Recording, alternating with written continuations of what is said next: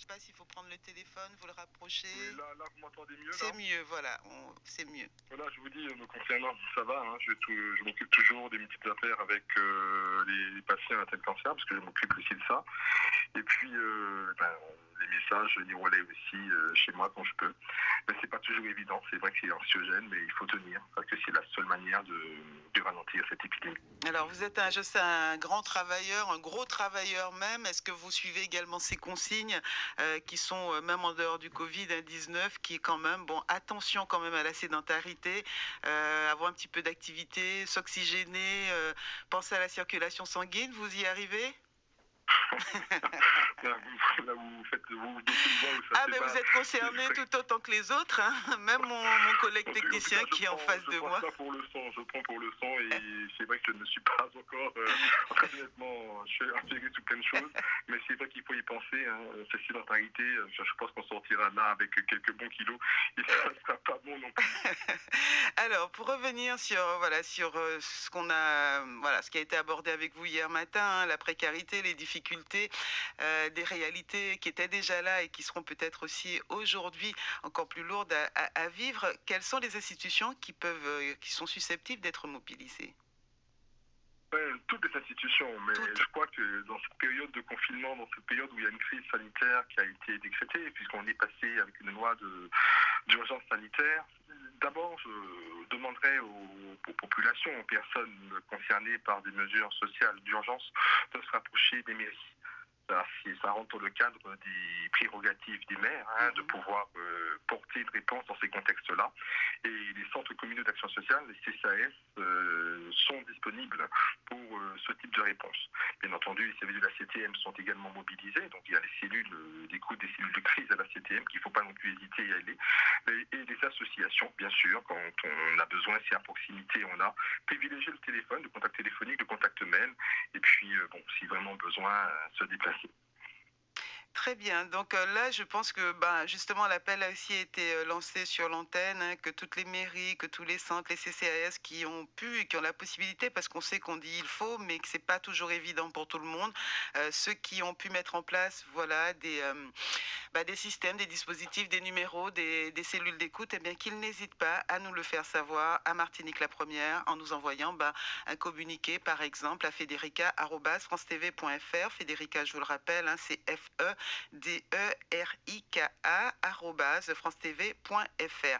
La question du logement, tout le monde y pense. On pense bien évidemment aux personnes sans domicile fixe, on pense aux gens, comme vous l'avez dit, hein, qui vivent chez les uns et chez les autres, qui sont hébergés de façon temporaire, par exemple, chez des amis. Dans ce contexte de renforcement des mesures de confinement, hein, pour, on va dire, résister enfin, j'ai un petit trou de mémoire, pour résister à l'épidémie du Covid-19, quel regard aujourd'hui portez-vous sur les conditions de logement à la Martinique? En tout cas, j'estime que c'est le cœur du sujet. Quand on parle de confinement, on parle de logement, c'est-à-dire se confiner sans logement, ça n'a pas de sens, hein, Bah oui. donc on parle forcément de logement.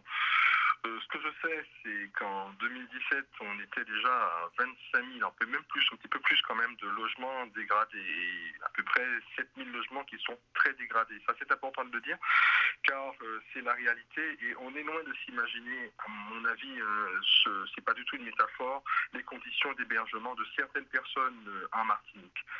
Donc, ce que je disais aussi hier, c'est qu'aujourd'hui, on sait que 16% des logements sont vétustes en Martinique. Et quand on regarde cette situation, on comprend bien que le travail social de terrain montre que c'est un chiffre qui,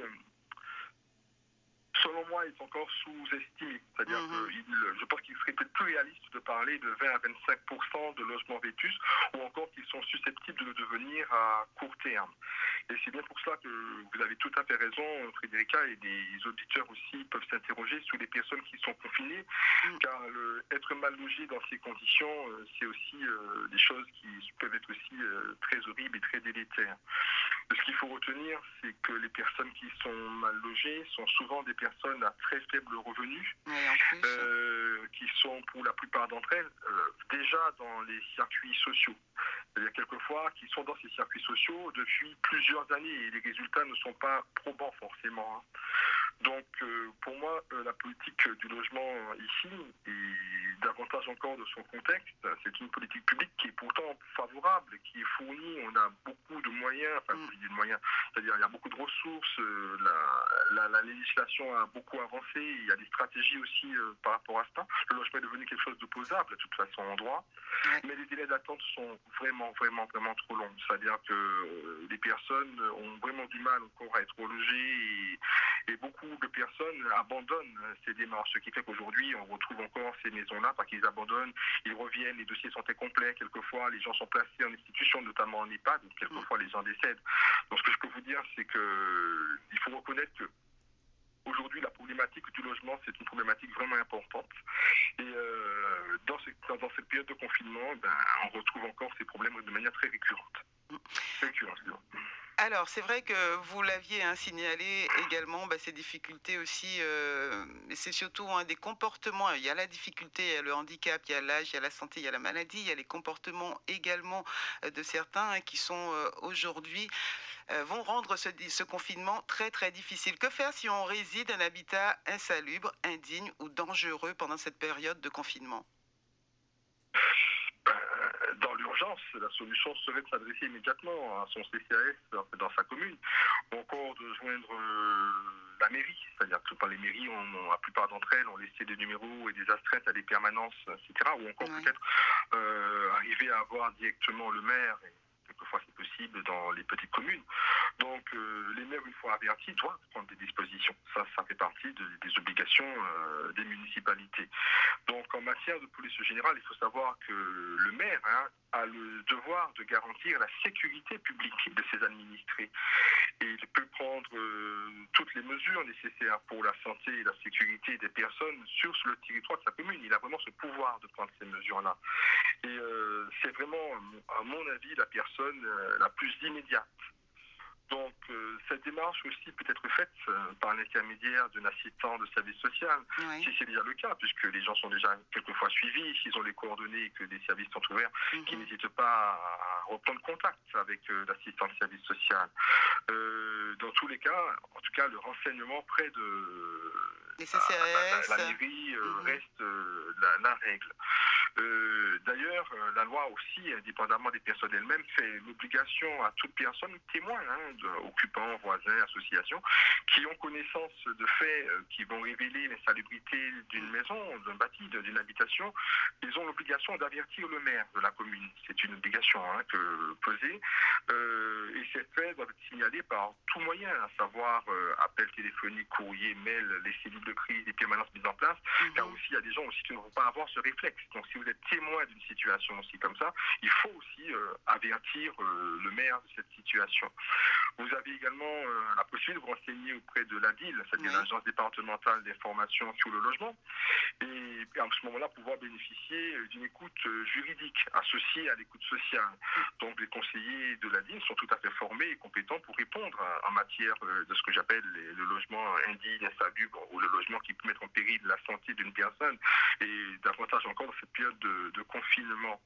Et la ville est joignable pendant cette période, donc n'hésitez pas à l'appeler. Donc le téléphone, c'est le 0596 de mémoire, 71 48 45. Vous avez une bonne mémoire, c'est bien ça. 71 48 45.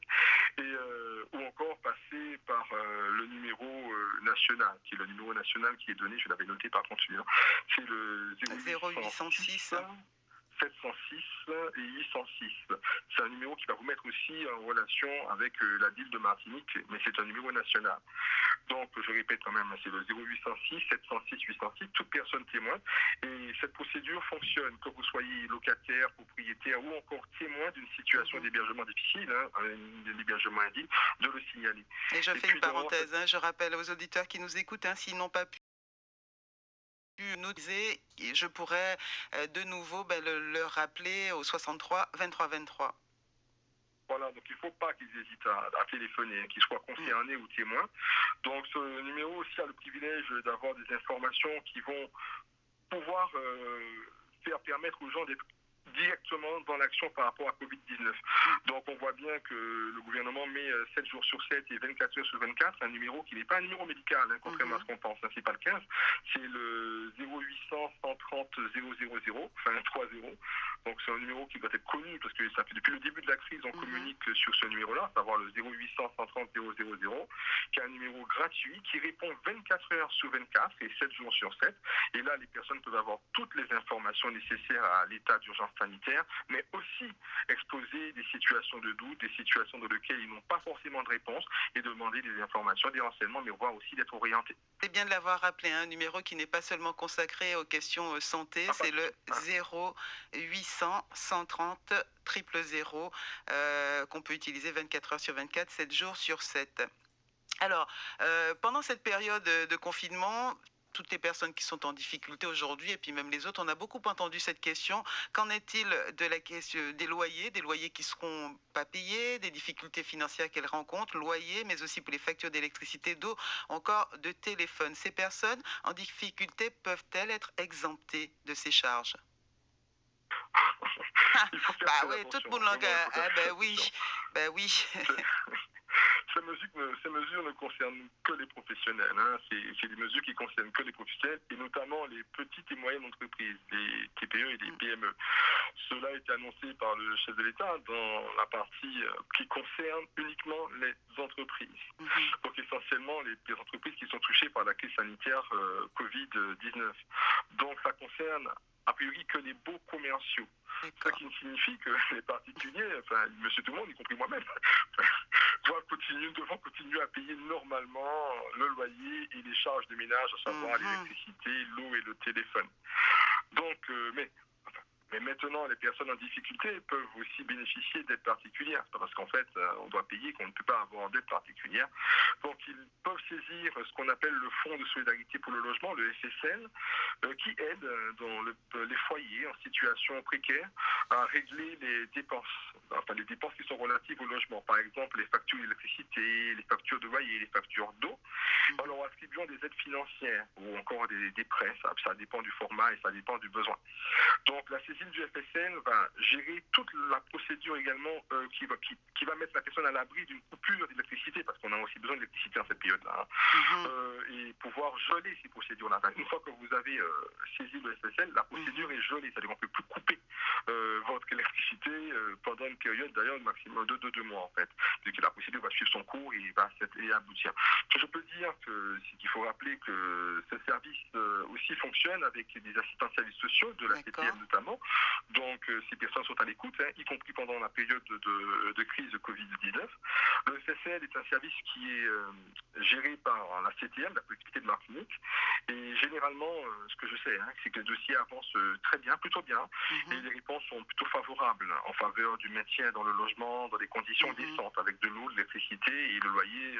On peut aider à le payer, voire même accéder à un logement plus décent. Cela est totalement possible. Pour rejoindre la CTM et demander le service dit FSL, les personnes peuvent appeler au 05 96 55 26 00, c'est le standard de la CTM, puisque je n'ai pas en tête le numéro du service directement, 55 26 00, et demander des bureaux du FSL, du Fonds Solidarité Logement.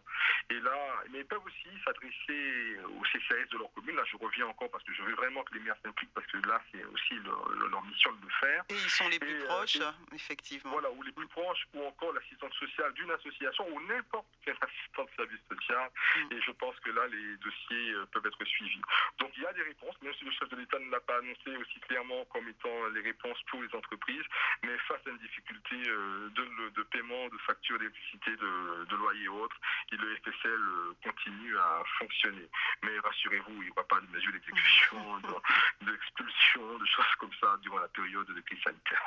Merci à vous, Guelbert Ruffin, d'avoir fait ce large point sur les conditions effectivement vécues par ces familles en difficulté, d'avoir rappelé que les institutions vont devoir et encore se mobiliser, tant la collectivité que les mairies ou encore d'autres. Rappelez également que pour les personnes qui se retrouvent en difficulté de logement, qu'elles peuvent aussi se tourner, en tout cas demander de l'information auprès des mairies, des CCAS, de la DIL encore aujourd'hui, mais aussi de la CTM en passant par le FSL, le fonds de solidarité pour le logement. Donc, on entend beaucoup hein, dire que ben, c'est difficile, c'est difficile. Ben, vous nous rassurez quand même un peu en disant ben, qu'on n'est pas tout seul. Ça demandera de passer des coups de fil, certainement. Ça demandera d'écrire, ça demandera d'insister. Mais bon, pas la Dieu, comme on dit, qu'un béret, mais pas la gué. Merci, Guilbert Ruffin.